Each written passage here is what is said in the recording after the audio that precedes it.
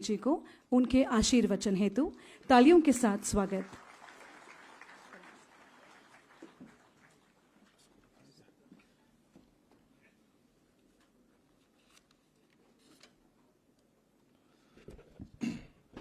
भारत माता की, भारत माता की। खाकी में स्थित प्रज्ञ और स्थित प्रज्ञ के बारे में अभी आदरणीय रतूड़ी जी ने बहुत कम शब्दों में हम सबके समक्ष सबको मतलब अच्छे से समझ में आ जाए उन्होंने स्थित प्रज्ञ बता दिया। और सच में स्थित प्रज्ञ ये है कि कई बार हम छोटी छोटी जो सफलताएं होती हैं उनसे बहुत उत्साहित हो जाते हैं और बहुत प्रयास करने के बाद भी कभी सफल नहीं हो पाते तो निरुत्साहित हो जाते हैं। सफलता और असफलता दोनों में ही एक समान रहना, मैं समझता हूँ वही वो कहना चाह रहे थे और वही स्थित प्रज्ञ है। और उन्होंने अपने जीवन में संपूर्ण जीवन और शुरू से लेकर मैंने उनकी पुस्तक को पढ़ने का प्रयास किया था। पूरी तो मैं नहीं पढ़ पाया क्योंकि जिस दिन आप मुझे पुस्तक देकर गए थे उसके बाद मैं वायरल में आ गया 2 दिन तो मेरा क्रम टूट गया। लेकिन सच कह रहा हूँ कि ये पुस्तक आप सब लोगों ने अगर नहीं पढ़ी है तो अभी सुरेखा जी बता रही थी आप पढ़ेंगे तो आपको लगेगा कि इसका क्रम नहीं टूटना चाहिए। और मुझे लगता है 2-3 घंटे में पूरी पुस्तक पढ़ लेंगे। तो ऐसी पुस्तक के हमारे रचयिता और जिन्होंने ये भी लिखा कि मैं वर्दीधारी था, उसके पास शब्दों का सीमित कोश होता है, ये भी लिखा है उसमें जो मैंने देखा। तो आपने इतना शानदार ये पुस्तक का यहाँ पर जो है एक रचना करी है और एक आने वाले जो हमारे नवोदित उदयमान अधिकारी हैं उनके लिए भी जो अभी आपने कहा कि कुछ न कुछ उनके डिसीजन मेकिंग में और उनके जीवन में यही स्थित प्रज्ञ था कि जो उनके बोलने में उन्होंने कितनी सावधानी से बातों को घुमाया। उन्होंने कहा कि मैं ये नहीं कह रहा हूँ कि मैं ऐसा करिए, लेकिन कहीं ना कहीं ये काम आ सकती है। और सच में मैं बधाई देता हूँ आपको कि आपने ये और इतना शानदार यहाँ पर ये संयोजन भी किया है कि और इसमें मुझे मंच पर तो हैं ही एक से एक महानुभाव आप हैं और मुख्य सचिव महोदया ने आपकी जीवन संगिनी उन्होंने इसकी प्रस्तावना लिखी और आपने उसका सारा श्रेय इनको दिया। तो आपको दिया तो थोड़ा बहुत श्रेय हम लोगों को मिल जाता है क्यों साथ में। तो हमारे पूर्व मुख्य सचिव रविशंकर जी, डॉक्टर सुधा जी, डीजीपी साहब और सुरेखा जी ने बहुत गागर में सागर भर दिया शुरुआत में ही।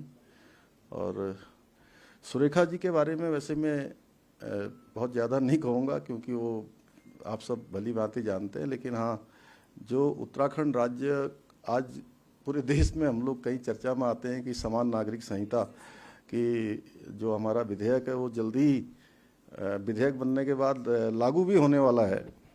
तो उसमें आप भी उस कमेटी की मेंबर रही और बड़ा आपने परिश्रम किया अपने साथियों के साथ सुरेखा जी। और यहाँ सभागार में उपस्थित हमारे सभी एक से एक महानुभाव मुझे दिखाई दे रहे हैं और जिनकी अनेक अनेक क्षेत्रों में अपनी अपनी विशिष्टताएं हैं, अलग अलग स्पेशलाइजेशन।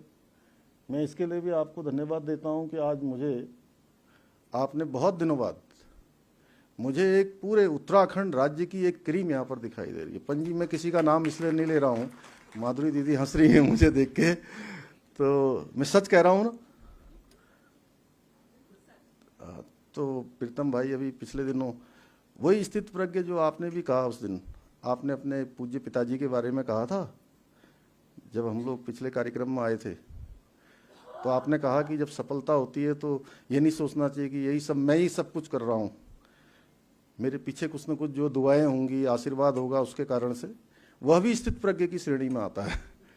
और सच में मैंने जब इसका नाम सुना ना सुरेखा जी, तो मैं भी एक दिन स्थित प्रज्ञ हो गया था किसी कारण से। अभी नहीं, मैं बहुत पहले। जब आपको लगता है कि दुनिया में या इस धरा पर कोई आपका साथ देने वाला नहीं है, तो तब मुझे लगता है कि तब थोड़ा सा आपका जब सीधे ऊपर वाले से कनेक्शन जुड़ जाता है और तब आप धरती से थोड़ा ऊपर भी उठ जाते हैं। और ये जब पुस्तक की रचना करते हैं हमारे साहित्यकार लोग, कविताएं लिखते हैं, तो वो भी एक धरातल से ऊपर उठ जाते हैं और उनका सीधा कनेक्शन जो है ऊपर वाले से हो जाता है। उसमें उनको लगता है कि अब इस दुनिया में मेरा कोई साथ देने वाला नहीं है। तो उस समय में सीधे जब हमारा उस प्रभु से सीधे संबंध हो जाता है तो वह स्थिति भी स्थित प्रज्ञ हो जाती है। और ऐसी स्थिति का अनुभव भी स्वयं नहीं होता है, ऐसी स्थिति का अनुभव भी प्रभु की कृपा से ही हो पाता है। जिन पर प्रभु की कृपा होती है।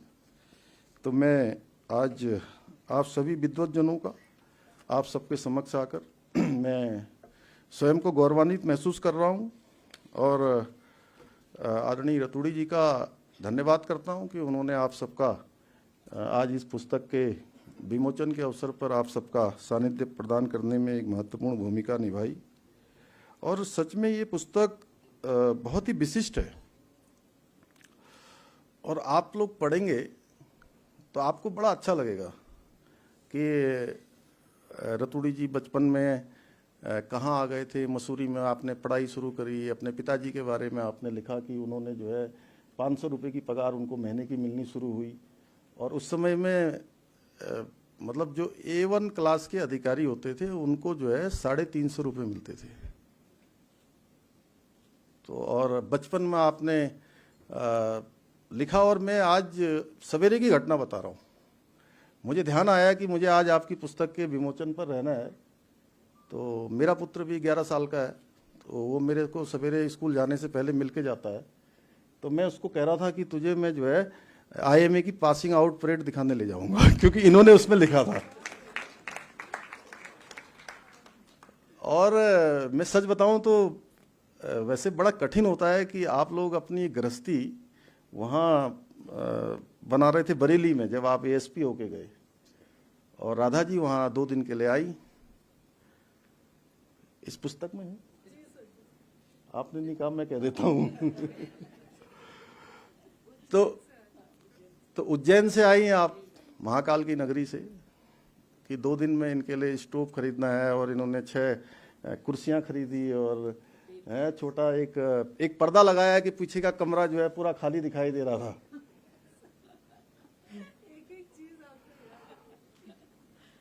तो जैसे ये वहाँ पहुँची वैसे इनके SSP साहब का फ़ोन आ गया इनके पास कि अनिल आप आइए यहाँ ज़रा। नहीं, उस समय नहीं कहा, बदायूं जाने के लिए। तो उन्होंने जब वो बात कर रहे थे फ़ोन पर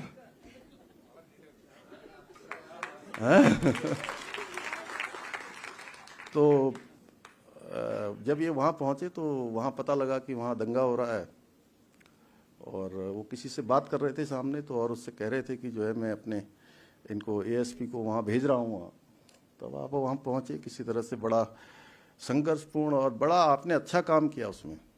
और काम करने के बाद अंत में हुआ कि आपके खिलाफ इंक्वायरी होनी है।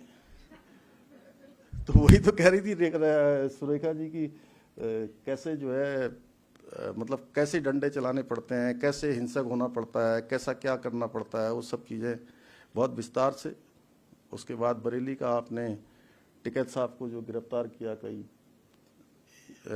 3000 गाड़ियों का काफिला चला वहाँ से, मुजफ्फरनगर से। और उस समय जो है कैसे कैसे एक एक करके धीरे धीरे करके उस काफिले को आपने और आपके सहयोगियों ने, एक CO थे आपके, मिल के आप लोगों ने जो है उसको कम करते गए और बदायूं और बरेली के बीच में कोई जगह थी, कौन सी जगह थी साहब? फतेहगंज में जो है आपने बिल्कुल ट्रैफिक नहीं था, सब रोक रखा था। उस समय में बिल्कुल गाड़ी से आपने खुद टिकैत साहब को, जो 6 फुट लंबे थे, उनको उठा के बिल्कुल जो है दूसरी गाड़ी में डाला और लेके चले गए आगे को। तब वो कह रहे थे, क्या कह रहे थे, चौधरी कहाँ ले जा रहे हो ये बताओ। तो बहुत ही शानदार, मैं रतूड़ी जी को बधाई देना चाहता हूँ। उन्होंने अपनी सेवा को बहुत ही सजीवता से, रोचकता के साथ प्रस्तुत किया है। और जैसे मुझे सच में बहुत ही, मतलब चूंकि मैं थोड़ा वर्दी के प्रति और सेना के प्रति या सुरक्षा बलों के प्रति हमेशा से मेरे मन में एक अलग प्रकार का भाव रहा है, क्योंकि मैं एक सैनिक परिवार में पैदा हुआ हूँ। इसलिए मैं वो पुस्तक पढ़ता गया और मुझे लगा कि मतलब कोई उसमें ऐसा नहीं था, और मुझे लगा कि जितना भी टाइम लगे मैं पढ़ूंगा इसको ज़रूर, और आप भी पढ़ेंगे तो आपको भी यही लगेगा। और आपकी सभी रचनाएं बहुत अच्छी होती हैं। अभी लखनऊ में आप गए थे तो मेरे बहुत सारे साथी लोग लखनऊ के मुझे वहाँ की फ़ोटो भेज रहे थे, जिसका हम लोग पहले ही यहाँ पर विमोचन कर चुके हैं। भंवर एक प्रेम कहानी के बारे में, उसका भी विमोचन का सौभाग्य मुझे भी प्राप्त हुआ था। इसी सभागार में मैं आया था। भाइयों बहनों, अभी सुरेखा जी ने यहाँ पर कहा कि अनिल जी और राधा जी न केवल हमारे राज्य में बल्कि पूरे देश में आपका जो है एक इस प्रकार की सेवा में अपना एक विशिष्ट स्थान आप लोगों ने बनाया है, और राज्य में नहीं पूरे देश भर के अंदर विशिष्ट दंपतियों में से है। आप दोनों ने न केवल उच्चतम प्रशासनिक सेवाएं अपने पदों पर दी हैं, बल्कि अपनी कार्यदक्षता से, समर्पण से, अनुशासन से सभी को आपने कहीं न कहीं प्रेरित करने का काम भी किया है। और सामान्य रहते हुए, हमेशा जो है साधारण रहते हुए असाधारण सोच रखी है, असाधारण काम किए हैं। और आपकी जो सादगी है, ईमानदारी है, उसका उदाहरण पूरे प्रशासनिक तंत्र में दिया जाता है। हर कोई आपकी सेवा भावना और सादगी की सराहना करता है। और आज के इस वातावरण में जब ईमानदारी एक बहुत महंगा गुण हो गया है, तब आप दोनों इस गुण को अपने जीवन में सादगी के साथ, आप दोनों ने सादगी के साथ इसको आत्मसात किया है, इसको अपनाया है, इसको जिया है। और ऐसा करने वाले बहुत कम लोग होते हैं। इसलिए मैं आप दोनों को बहुत बधाई देता हूं। और इस कार्यक्रम में आते समय मुझे एक और किस्सा पुराना आपका ध्यान में आ रहा था। जब डीजीपी आप थे तो आपने खुद ही अपना चालान करवा लिया था। डीजीपी साहब, पता है ना आपको। और जब रिटायरमेंट हुआ था तो क्या था आपके यहाँ, तो एक बड़ा रस्सा लगाया जाता है। हाँ, लेकिन वो आप तो अपनी कार लेके आए थे और उसी कार से वापस चले गए थे। ये सब मुझे लगता है कि वास्तव में ये हमारे लिए बहुत ही ऐसी स्थिति है जो एक कार्य संस्कृति है, जो इसकी शुरुआत होनी चाहिए, ताम झाम से दूर। और कुछ अभी आप ही कह रहे थे ना, कुछ कह रहे थे इस बारे में, सुरेखा जी कह रही थी, जब वो क्या था वो जो आपने लोटा जब उछाला था अभी समुद्र में टंटा तो टंटे मंटे से। तो और मुझे भी आप दोनों के साथ किसी न किसी रूप में आप दोनों के साथ मुझे काम करने का अवसर मिला है। और राधा जी तो मुख्य सचिव के रूप में व्यक्तिगत रूप से मैं उनके साथ दिन रात, और सच में भाई बहन जैसा रिश्ता भी है हम लोगों का।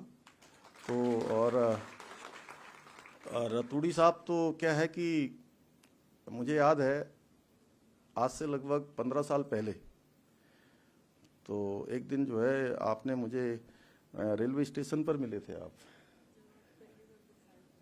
तो तब भी आपने मेरे बारे में भी कहा, बहुत अच्छी सोच तब से रखते थे। हाँ, उन दिनों थोड़ा सा मुझे लगता है कि थोड़ा फैट गेन कर रहा था, कुछ हो गया था, तो तब मुझे आपने कहा कि नहीं मान्यवर, ये जो है ये फैट कम होनी चाहिए, बाकी तो आपको जो है जीवन में बहुत काम करना है। बहुत सारी बातें कही, चूँकि वो मेरी और उनकी व्यक्तिगत थी, उसको मैं आप लोगों से शेयर नहीं करूँगा, क्योंकि मेरी प्रशंसा में थी, इसलिए मैं नहीं करूँगा।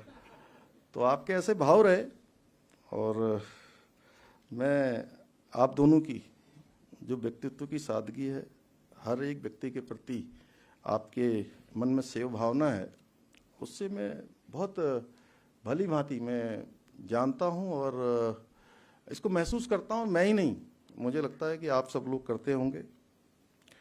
वाकई में आप दोनों हमारे राज्य के लिए एक अनमोल धरोहर हैं और हम सब के लिए, पूरे उत्तराखंड के लिए जो है एक गौरव की बात है। भाइयों बहनों, रतूड़ी जी ने इस पुस्तक का शीर्षक खाकी में स्थित प्रज्ञ रखा है, जो अत्यंत ही उपयुक्त और सारगर्भित है और अपने आप में इस पुस्तक के बारे में बहुत कुछ कहता है।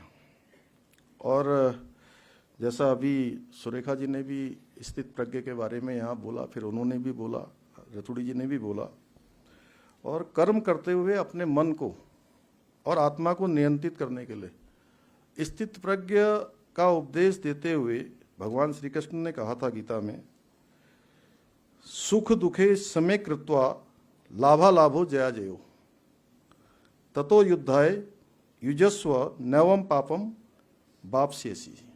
यानी कि हम सुख दुख लाभ हानि जय पराजय को समान मानकर अपने कर्तव्य को निभाएं, यही स्थित प्रज्ञ है। यही एक ऐसा भाव है जिसमें हम थोड़ा ऊपर उड़ जाते हैं। मेरा मानना है कि इस पुस्तक का भी यही संदेश है। भाइयों बहनों, अनिल रतूड़ी जी ने पुलिस की सेवा में रहते हुए भी एक सफल और कर्तव्यनिष्ठ अधिकारी के रूप में अपनी अद्वितीय धैर्य, समर्पण और ईमानदारी का परिचय दिया है। और कितनी बार उनका जो है मौत को सामने से देखा है। सच में मुझे भी इतना पता नहीं था आपके बारे में कि कितनी बार, मतलब आप लोग जब ये पुस्तक पढ़ेंगे ना, तब आपको लगेगा कि मौत कैसे बिल्कुल आपके आसपास से निकल गई है। बहुत कठिन तरीके से आपने काम किया है, अपने सच्चे अर्थों में स्थित प्रज्ञ रहे हैं आप। यानी ऐसी मानसिक स्थिति में जहाँ न कोई भय हो, न लालच हो और न ही किसी प्रकार का विचलन हो। और इस पुस्तक के कुछ अंश पढ़े तो मुझे कई रोचक और प्रेरणादायी और भी किस्से इसमें हैं। कैसे अपराधियों के साथ मुठभेड़ के समय या फिर दंगों के दौरान क्या क्या चुनौतियां आती हैं। और मैं समझता हूं कि आज तो पुलिस और हमारे जो सुरक्षा बल हैं वो बहुत आधुनिक हो गए, बहुत सुविधाएं हो गई। उस समय तो शायद मोबाइल फ़ोन भी नहीं थे। आपने लिखा है जब आप टिकैत जी को पकड़ रहे थे तो केवल वायरलेस सेट से ही आप सूचनाओं का आदान प्रदान हो रहा था। तो वो कठिन समय था, लेकिन अपनी इच्छा शक्ति से, अपने परिश्रम से, जीवटता से आपने उस समय में भी एक सफलता को प्राप्त किया और वो हमेशा के लिए एक इतिहास बन गया। इसमें लिखा है आप ऐतिहासिक पुरुष हो गए। मेरी ओर से बधाई। साथ ही इस पुस्तक में एक कर्तव्य परायणता का एक ऐसा उदाहरण देखने को भी मिलता है कि आपकी बेटी का जब जन्म हो रहा था उस समय में भी आप घर में मौजूद नहीं रह पाए। यह भी अपने आप में जो है कैसी स्थिति एक उस समय इनकी भी होगी और साथ में जो माँ होती है उसकी स्थिति, जो माँ बन रही होती हैं, वो तो माँ का भी दूसरा जीवन होता है। तो हम सब उसको समझ सकते हैं। यह सब घटनाएं इस बात का प्रमाण है कि कर्तव्य को सर्वोपरि मानना और पुलिसकर्मी का सच्चा नैतिक धर्म है। और रतूड़ी जी ने इसको जिया है, बल्कि इस पुस्तक के माध्यम से हम सब के लिए भी अपने सजीव चित्रण उन्होंने रखे हैं। और ये केवल एक आत्मकथा नहीं है, बल्कि एक ऐसी यात्रा है जो पुलिस की सेवा में जो अनेक उतार चढ़ाव और चुनौतियां जीवन में आती हैं और उन सब से कैसे उसमें जो उन्होंने लिखा है कि कैसे उसमें संतुलन स्थापित किया जाए, ये करना भी सिखाती है। और हमारे जो अधिकारीगण हैं जिनको इन चुनौतियों का सामना करना पड़ेगा, बहुत बार इस सेवा काल में आएगा, निश्चित रूप से उनके लिए भी काम आएगी। और सभी हमारे जो अधिकारी हैं, पुलिस सेवा के कर्मी हैं, उनके लिए भी संदेश है, चाहे कितनी भी स्थितियां कठिन क्यों ना हो, कितनी भी चुनौतियां भारी क्यों ना हो, हर चुनौती का सामना दृढ़ इच्छा शक्ति से किया जा सकता है। अगर संकल्प है और संकल्प में कोई विकल्प नहीं है तो संकल्प निश्चित रूप से पूरा होता है, और संकल्प में विकल्प आ गया तो संकल्प हमारा, विकल्प आते ही संकल्प टूट जाता है, रास्ते हमसे भटक जाते हैं, मंजिल हमारे से ओझल हो जाती है, और जो हमारे सपने हैं वो सपने हमसे रूठ जाते हैं।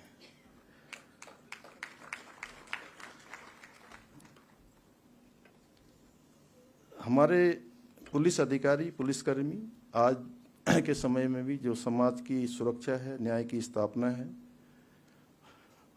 शांति व्यवस्था है, कानून व्यवस्था है, तमाम प्रकार के अपराध हैं, उसको रोकने के लिए दिन रात कड़ी मेहनत करते हैं, और किसी भी राज्य में शांति और व्यवस्था स्थापित करने के लिए पुलिस का योगदान बहुत ही महत्वपूर्ण होता है। और कई बार उनका जो योगदान होता है उसके साथ हम लोग बहुत बार उसको देख नहीं पाते हैं।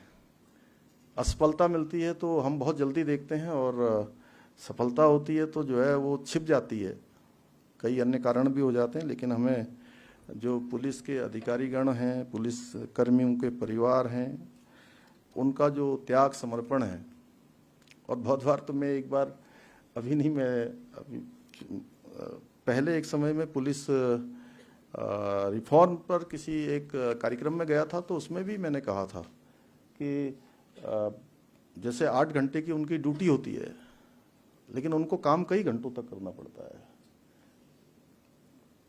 क्योंकि मैं ये सब बातें इसलिए यहाँ पर कह रहा हूँ कि यहाँ पर बहुत ही ऐसी क्रीम हमारी बैठी हुई है जो पूरे समाज का कहीं ना कहीं प्रतिनिधित्व करती है। इस पुस्तक के माध्यम से हमें उनके जीवन की उन अनकही कहानियों का साक्षात्कार होगा जिनको हम सामान्यतः जान नहीं पाते हैं। बहुत सारी बातें जिनके बारे में हम नहीं जानते हैं, ये पुस्तक पढ़ेंगे तो हमको पुलिस विभाग के बारे में भी, पुलिस अधिकारियों के, कर्मियों के, सबके बारे में बहुत विस्तार से जानकारी होगी। और रतूड़ी जी ने अपने जीवन और अपने कार्यों से सिद्ध किया है कि एक पुलिस अधिकारी अपने ध्येय के प्रति दृढ़ और न्यायप्रिय हो तो वो केवल अपने विभाग के लिए नहीं बल्कि पूरे समाज के लिए एक पाथेय का काम करते हैं, एक मार्गदर्शन का काम करते हैं, और एक आदर्श भी स्थापित करते हैं। निश्चित रूप से वो आने वाली हमारी पीढ़ियों के लिए भी एक बहुत ही अच्छा मार्गदर्शन होता है। मेरा मानना है कि ये पुस्तक उन तमाम अधिकारियों और कर्मचारियों के लिए एक पाथेय का काम करेंगे जो पुलिस सेवा में है और या भविष्य में भी अपनी सेवा देने का जो सपना देख रहे हैं, अधिकारी बनना चाहते हैं, उनके लिए ये पुस्तक निश्चित रूप से बहुत उनका जो है कहीं पर उनके मन में किसी प्रकार का कोई संदेह हो, किसी प्रकार का कॉन्सेप्ट क्लियर ना हो तो कॉन्सेप्ट क्लियर करेगा। और खाकी में स्थित प्रज्ञ न केवल पुलिस सेवा से जुड़े लोगों के लिए मार्गदर्शन का कार्य करेगी बल्कि समाज के हर व्यक्ति को यह भी सिखाएगी कि विपरीत परिस्थितियों में भी जीवन में नैतिकता और धैर्य को कैसे बनाया रखा जा सकता है। अपने जो निजी समस्याएं या निजी पारिवारिक चीज़ें हैं उनके बीच में, और जो कर्तव्य है, नहीं कर्तव्य यानी ड्यूटी, उन दोनों के बीचों में कैसे संतुलन बनाया जाए। जिसे हम एक शब्द आजकल बोलते हैं इकोलॉजी और इकोनॉमी में कैसे बैलेंस बनाया जा सकता है, तो वो आपकी इस पुस्तक में और आपके जीवन में हुए तमाम घटनाक्रम हमको बताते हैं। मैंने पुनः श्री अनिल रतूड़ी जी को इस एक बार फिर से ये उत्कृष्ट कृति को लिखने के लिए आपको मैं बहुत बधाई देता हूं, और आशा करता हूं कि यह पुस्तक हम सभी के लिए प्रेरणा का काम करेगी, एक सकारात्मक हम सबके जीवन को बनाने में सहायक सिद्ध होगी। मैं राधा जी को भी धन्यवाद देना चाहूँगा जिन्होंने हमेशा अपने परिवार और अपने राज्य दोनों के प्रति अपनी जो जिम्मेदारियां थी उनको निभाया। आपने छुट्टी लेकर वहाँ जो आपका क्या था वहाँ का नेशनल पुलिस एकेडमी में आप वहाँ भी गई आईएएस में सिलेक्शन होने के बाद भी, कि जिससे कि आप अपनी ट्रेनिंग पूरी ठीक प्रकार से कर पाएँ। अंत में मैं आप सभी से अनुरोध करूँगा कि इस पुस्तक को स्वयं पढ़ें और हमारे जो नवोदित उदयमान हमारे नौनिहाल हैं उनको भी ये पुस्तक पढ़ने के लिए दें। मैं भी कोशिश करूँगा इसकी, और क्योंकि इस प्रकार की कृतियाँ जो है हमारे आने वाली पीढ़ियों का भी मार्गदर्शन करेगी। अच्छा होता कि मंच पर बैठे हुए मैं अन्य लोगों के भी विचार सुनता, क्योंकि पहले से मेरा कुछ कार्यक्रम पहले से था, और सच में वैसे तो मुझे आज देहरादून आना भी नहीं था, लेकिन मैं ऐसे सुंदर अवसर को गंवाना नहीं चाहता था कि मैं इतने सारे हमारे विद्वानों से मिलने का अवसर, इन सबको सुनने का अवसर, और अच्छा होता कि पूरा और लोगों के भी, सुधा दीदी को भी सुनता, हमारे रविशंकर साहब को भी सुनता हैं। आपने तो कह ही दिया, डीजीपी साहब के भी, ये भी लेखक रहे हैं, इनका भी हैं पहले, ऐसा नहीं आपके ही मार्गदर्शन में इन्होंने ट्रेनिंग करी है, तो इनका भी अच्छा है, साहित्य के प्रति बड़ा रुझान रहा है। तो और भी मेरे को एक से एक महानुभाव यहाँ पर दिखाई दे रहे हैं। मैं आप सबका फिर से अपने हृदय से आप सबका धन्यवाद करता हूँ और आपको बधाई देते हुए मैं अपनी बात समाप्त करता हूँ। बहुत बहुत धन्यवाद।